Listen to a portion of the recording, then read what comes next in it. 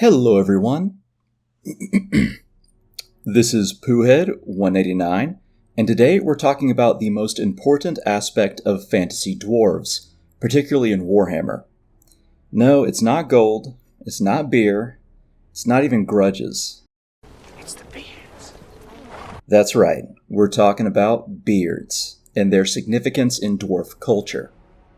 So, in Norse mythology, from what I've been able to gather from my reading of the Prose Edda, tertiary research of the Poetic Edda, and simple Googling, dwarves aren't really given much in the way of description in the Norse myths. In the oldest sources, it's theorized they were spirits without form, but in the Prose Edda, they are described as having form much like humans. Their size is often debated, but it's in the Poetic High German that they're often described with having beards. And Tolkien certainly knew far more than I could in a dozen lifetimes, and he decided to give pretty much every dwarf in Middle-earth a beard. So I believe there is some merit to them having such a look in Norse myth, though I must point out that Tolkien did say there was a difference between his dwarves and Norse dwarfs, hence the creation of the word dwarves with a VES rather than a simple plural S at the end of dwarf. However, we should note Germanic tribesmen in the north often had beards as an evolutionary trait to help with the freezing temperatures, and the gods are often depicted bearded as well, so it seems apt dwarves would have them. However, we should also note there is a theory that the concept of dwarves did not come from the north, even though it was Northmen who made it up, but when the northern tribes met shorter, bearded southerners who had access to finer metalwork than they were used to. Some immigrants might have brought back tales of them as dwarves. That's simply a theory I was privy to from about a decade or two ago, but I would be remiss not to mention it here. And that's not to say, though, that they made up dwarves because of that. Dwarves in Norse myth were from probably before they ever met anyone like that. However, that might have been where some of the description comes from. But the fact of the matter is, it is very likely they were often bearded in Norse myth when given human form, and Tolkien seemed to perceive this or think it was apt to add it to his own series. Now, let us speak of Tolkien briefly before we dive into Warhammer. You see, as most of you know, Tolkien is extremely pivotal in the inception and discourse of modern fantasy, and set the standard for most fantasy, be it traditional or otherwise. In the case of the dwarves, Tolkien gave every one of them a beard, as well as certain aspects and tropes we often associate with them. They are a secretive people, they are short, stout, strong, they hold grudges and have great memories, they are somewhat scattered as people, with a secretive language that has a Semitic quality to it. They are greedy, they wield axes, they are great smiths, though to be fair, that is also from the Norse sagas. And, as I mentioned, they are a bearded folk. Yet it's not simply that. Allow me to read from Appendix A in The Lord of the Rings concerning Durin's folk, which is another name for the main clan of dwarves in Tolkien's Legendarium. Indeed, this strangeness they have that no man nor elf has ever seen a beardless dwarf, unless he were shaven in mockery, and would then be more like to die of shame than of many other hurts that to us would seem more deadly. For the Naugrim, which is the term for the dwarves, have beards from the beginning of their lives, male and female alike. Nor indeed can their womenkind be discerned by those of other race, be it in feature or in gait or in voice, nor in any wise save this, that they go not to war, and seldom save at direst need issue from their deep bowers and halls. And before I begin to compare with Warhammer dwarves, I should note beards are so prevalent in his Legendarium, meaning Tolkien's Legendarium, that Durin's folk are also called Longbeards, and there are other clans with names that pertain to beards, like the Firebeards, which is probably where the Warcraft Bronzebeard line comes from, as well as the Stiffbeards. And one can even argue the Blacklocks are referring to Beardlocks too, potentially. However, now we dive into Warhammer Dwarfs in earnest. Ironically, while Warhammer is known for stealing every trope imaginable, which is why I mentioned Tolkien and Norse mythology earlier, and one needs only reread the appendices I read to extrapolate that, with the shearing of beards and dying of shame. However, in this rare instance, it appears Warhammer dwarfs have a more well-thought-out cultural significance when it comes to beards than Tolkien.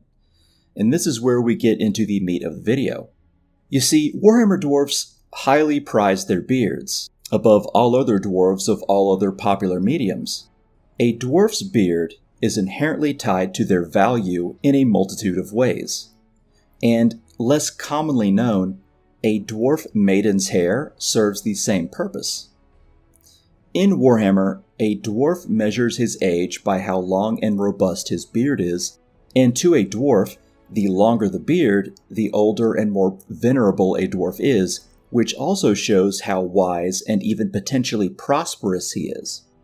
Dwarf age, dwarf wealth, and dwarf wisdom all affect a dwarf's honor, and all of that is measured by the beard a dwarf grows. This is why cutting a dwarf's beard is taboo, both by the dwarf or anyone else. You are physically dishonoring him. It would be like castration in our modern society, but almost worse, because that takes away how everyone sees him, and it's not something he can hide like one can hide castration. Now, unlike what we can likely glean from Tolkien dwarves, Warhammer dwarf women don't tend to grow beards. However, like I mentioned, their hair is essentially given the same status, and they take great pride in their braids and locks. A dwarf maiden is often judged by how plump and girthy she is, and in fact, they weigh a dwarf bride to calculate a dowry. However, going back to beards, it's if a dwarf man cannot cover her waist, meaning the bride's waist, with a measurement of his beard, he is seen as unfit to marry the dwarf maiden in question. Now, unlike men, a dwarf male's beard does not really have much of a limit. And as I stated earlier, they measure age and status by its length. And so I'm going to go over the different age categories of dwarfs with how they name them and with their beards. Although I should say that on the page for the Old World Lexicanum, while they have the correct information, they have the source wrong. They sourced Grudge Lore, page 84, but that's not true. Where you get the information is Dwarfs, Stone, and Steel from Warhammer Fantasy Roleplay, and that is on page 14 and 15. Now, on Warhammer Fantasy Roleplay, it says, Dwarfs age more slowly than humans, although the difference is not as great as one would conclude based upon the differing lifespans. For example, humans become full-grown at around 16 years of age in the Empire, and dwarfs do so between their 18th and 20th year. In contrast, human life expectancy is less than half that of dwarfs. The undiminished vitality of an aging dwarf is seldom seen among humans. Now, I'll skip a few things that don't have anything to do with beards. Now, one of the most important events in a dwarf's life is entry into adulthood. It is marked by the rite of Kumanote, where the young dwarf is formally presented to the clan. Those clans whose members live in scattered settlements wait until they get together on the Day of Remembrance, which is called Zagazdag, to observe this rite of adulthood. A dwarf reaching adulthood makes an offering to the clan's ancestors and the ancestor gods. This is normally an apprentice piece, which demonstrates the youngster's skill in the clan's craft. So, for example, a young dwarf from a brewing clan offers a barrel of dark ale, one from a jewelsmith clan offers a piece of jewelry or cut gemstones, and so on. And these young clansmen dwarves tend to be called beardlings. Now, when dwarfs reach their 70th year, they become full beards, and are able to take apprentices from among the young clansmen. The clan elders resolve any disputes which may arise if 2 or more full beards want to take on the same apprentice, or if any young clansman or beardling is not chosen. A few full beards choose to further their mastery of their clan's craft, rather than taking an apprentice at this time. A fortunate few marry at this age. Now we get to Longbeards. In their 120th year, dwarfs reach the status of Longbeard. Though not yet regarded as clan elders, Longbeards are respected for their wisdom, skill, and knowledge of clan traditions and crafts. their reputation will have spread beyond the clan, and they may begin to receive commissions from outside clans. They tend to take full beards and beardlings as apprentices, and most of the spectacular examples of dwarf craftsmen come from Longbeards. However, while this is from Dwarf's Stone and Steel, I will now read from Grudge lore, which is not what they were alluding to in the Lexicanum. It is something entirely different, but it is on Longbeards. Now, above all things, dwarfs value age most highly, for age is a measure of wisdom, and with it comes wealth and skill, as I said earlier. And upon such tenets is dwarf society founded. Every clan has its Longbeards, the eldest and most experienced of that clan. A dwarf only becomes a member of this elite caste when his beard stretches to touch the floor while he is stood at his full height. Reaching such an important milestone is well marked by the dwarfs. In imperial culture we have nothing to compare it to, and it is customary for a prestigious feast to be undertaken in the Longbeard's honor. Even amongst such a stern race, Longbeards are known for their dourness, and are believed to grumble incessantly about the unworthiness of foes, decline in standards and faded glories. They carry with them the burdens of the ages to be passed down to future generations, and the knowledge of times past. Dwarf kings have ever sought their wisdom, from their prudence in matters of wealth to their knowledge of tactics on the battlefield, much like the old warhorse generals of our great empire. And in many of these venerable warriors sit on a Hold's Council of Elders, so that seems to be a discrepancy in the lore. In the Warhammer Fantasy Roleplay, it says they aren't yet on the Council of Elders. However, in Grudge lore, they are. I would actually go with Grudge lore over Dwarf's Stone and Steel, because Grudge lore is a sourcebook made for the dwarfs from Games Workshop, while Dwarf's Stone and Steel is not.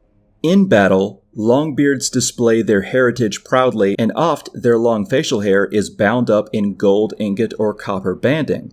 I have seen some Templars of Ulrich wearing similar affections, and that is something that we should note, because if a dwarf's beard reaches the floor by the time they are a Longbeard, then it needs to be shortened without being cut, and so they will use ornate jewelry to do so. Many wear ornate face masks depicting ancestor symbols or the runic devices of their hold or clan. Whether this is to disguise scars, scare the enemy, or part of some ancient tradition is not known to this scholar. Likely it is a measure of all three. They are hardy fighters indeed, their skin thick like leather, their ancient ancestral armor tested over many decades. There is little that can cause these grizzled warriors disquiet, for they have seen it all, and no enemy will ever measure up to those they once fought in their prime, and as such they are a steadying influence to all dwarfs around them. None amongst the Dawi would ever risk such dishonor as to flee in the presence of a Longbeard. The oldest Longbeards are known as Greatbeards, but they are rare. Older still are the living ancestors. Their age is such that is impossible for me to determine, and they are wise beyond reckoning. Now, in Dwarf's Stone and Steel, it says that elders are apparently 150 years old, and Greatbeards are around 200 years old generally. However, living ancestors exceed 400 years old, and the oldest dwarf living right now is the great runesmith Crag the Grim, for example, and he has reached his 1,620th year by the imperial calendar 2512. And lastly, I shall explain a bit about the dishonor of having a beard cut off, or even cut a bit. You see, the most famous example is during the War of Vengeance, which is why it's also called the War of the Beard, because while many dwarves were killed in order to have this war occur, the final straw was when a dwarf ambassador was sent to Calidor II demanding recompense, and instead Calidor II had the dwarf's beard cut. And not only did that dwarf take the Slayer Oath, which means he gives up his family, his name, everything about him, everyone treats him as dead, and he has to try and fight until he dies in combat. Not only that, but the whole dwarf empire rose up and fought the elves in a world war, essentially, the War of Vengeance or the War of the Beard, and the dwarfs ended up winning. So it's a very serious affair. The ambassador having his beard cut was essentially dishonoring the entire dwarf race. And in fact, if you read some Warhammer novels, in the novel Orc Slayer, there is a dwarf called Leatherbeard, And spoilers for the novel, the reason why he's called Leatherbeard is because a troll vomited acid on him and he lost his beard. And rather than like what we would do, which we would just count ourselves lucky to be alive and then grow our facial hair back, he then took the Slayer Oath, like the ambassador, and now hides his face in shame. So yes, beards are extremely important in dwarf society, and I hope you enjoyed this video. Remember, liking and commenting always helps the algorithm, so like and comment if you would, please. Subscribing would always be great, and I will see you guys next time. All right, bye-bye.